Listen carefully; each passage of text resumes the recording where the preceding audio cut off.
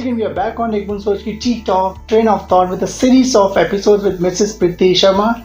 She is the Executive Director with Pragati Software Private Limited and also Managing Director with Letterprint Publication Private Limited.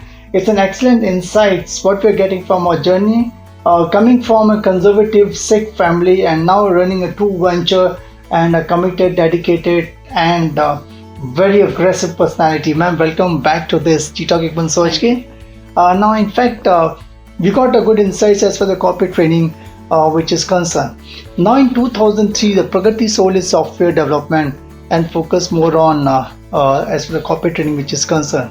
Can you throw some light on that for target audience? Yes. So whenever we start a business, we are not always sure what line we are actually going to be in.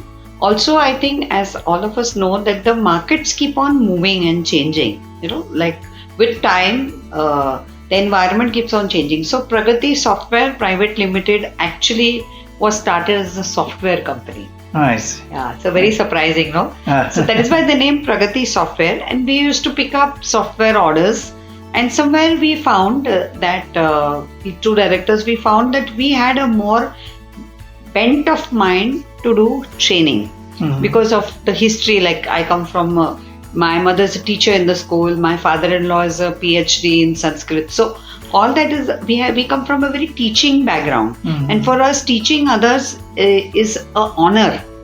So we started running the software development. We also started getting training orders.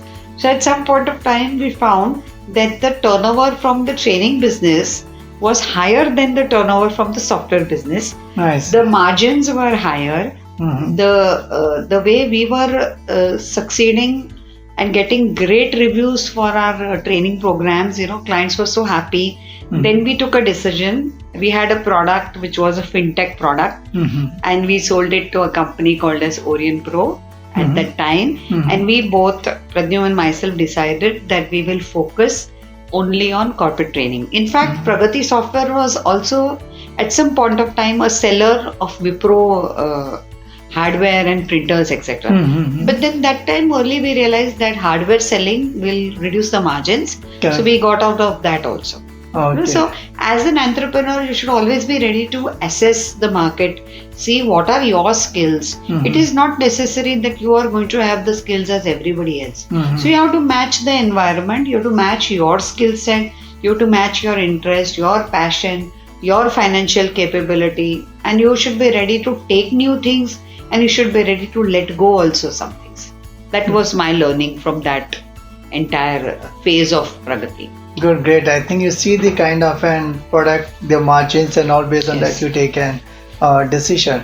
Now, in fact, when we talk in terms of corporate training, like conducting a training program on technical high-end subject for IT professional at the initial stage. So, what were the challenges like? Yeah. So, in the earlier stages, the challenge was to get the right trainers because sometimes people who go for training when they are not good programmers. They say programming we are not good at, so chalo, let's go and teach. So we had to, when we were selecting any trainers, we were trying to see whether the knowledge is there. Because as a good teacher, you should surely have knowledge. I mean, if you don't have knowledge, that's a total no-no. Correct. So we were always looking for people who are having a very good knowledge. Second is who are having passion to share that knowledge. See, many times people know, but they are hesitant to share. Ensure as such, correct. They'll say, मैं नहीं बताऊंगा, मेरा फिर secret चला जाएगा. So we had to look for people who were passionate to share their knowledge. So first thing was good knowledge. Second is passion to share the knowledge. And third thing, very important, was good communication skills. See, many times people know something. They are passionate to share also, but when they are trying to execute it, they are not good in explaining or they are not having the patience to teach. So when you are in corporate training and you are teaching a batch of 20 people, the knowledge of each of those participants is going to be different. It is never going to be the same. Unlike in school. In school, at least you know, Baba, ye third standard ka bachcha hai, fourth mein aaya hai, so he would have done this much portion before. In corporate training, you are going to get a mix of people. We don't even know what knowledge base they come from. So we would always look for those kind of people who had the right attitude to be a good teacher. And when you want to be a good teacher, you should have a lot of patience. Good. Should be patiently able to reply to each and every query, whether small, whether big, whether foolish, whether intelligent. So we're always looking for that. And then we created a flagship program called as Train the Trainer. So every time we would take a trainer, we would actually go through a rigorous Train the Trainer program, which Pradyum would himself do. And many of the trainers who are successful today in the industry owe their learnings to Pragati. Because of the Train the Trainer, this whole attitude of having great knowledge, having a passion to share the knowledge, and having the right communication skills. So sometimes we would have to teach people, please come properly dressed. Please come on time. Please reply in sir or madam, because you are having a corporate batch. Corporate batch mein there will be a vice president who sits. You won't know. Correct. So be respectful. When you teach a class, you have to be very respectful. Now, when once the business scale up, two aspects. One is the in-house talents which are there, and another is an outsourcing which are there. Yes. Like how you balance between the in-house and the outsourced talents which are there? First thing, Chima ji, how do you ask these very good questions? They are really very, very right and very relevant questions. So I remember when we started the journey, we started by thinking that we will have only in-house trainers. And so at one point of time, we used to have a pool of 25 in-house trainers. Then slowly we realized that there is a very great opportunity to take people as freelance trainers. Reason being that there is no fixed cost. Second is the freelance trainer then works with other companies also. So your cost on that trainer is only proportionate to the extent of the training done. Then sometimes when the trainer is freelance, he starts specializing in a particular area. For example, the trainer might start specializing only in Java technologies, or the trainer might specialize only in Microsoft technologies, or the trainer might specialize only in SAP. So we slowly changed our strategy from having 25 in-house trainers. Slowly we reduced the contribution of the in-house trainers, and we shifted to freelance trainers. And we found that even the freelance trainer pool today has become so mature that we always get very good quality trainers in freelance also. Which was not there some 25 years ago. But now the trainer who is a freelancer, he is also very serious about making this as a business. And he is also an entrepreneur in his own right, unlike an employee. So it is nice to work with fellow entrepreneurs and do good with it. And now today the entire industry and the entire ecosystem is talking about outsourcing and gig economy and things like that. In fact, I think it's great you understand the insights and the pulse of the industry, and also understanding about the in-house talent and the outsourcing And now 350 corporates and 3 lakh participants in your entire training journey, since inspection, I think it's a great achievement, and Thank you, sir. A lot of credit as a woman entrepreneur, along with your husband, the kind of an contact. And actually we talk in terms of the business is all about the relationship, which I think you have maintained across now in fact when we talk in terms of today's scenario post-COVID, we talk in terms of an hybrid team of in-house training and the consulting training. As a woman entrepreneur, how you manage the things? The hybrid? Yeah. Okay. So for me, let me just share what really happened. In 2017, we had in that premises Lok Center, where we own about 1/3 of the building. So we had our own classrooms. We are the only company which has the best owned classrooms. Most of the people have in a rental model. We somehow, Pradyum and myself, because we always wanted to build things, like we said, we were more into nation building, we were more into building ourselves, we were more into trying to build capital or build wealth. So we decided to buy our own premises, and we had, at that point of time in 2017, we had 12 classrooms.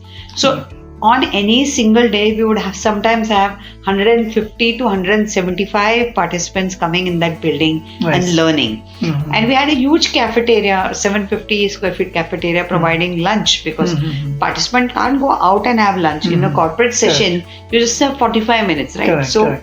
That whole thing, that whole centers were actually renovated by me in 2017, because we thought that was a very good moat we had. We had a moat in our business.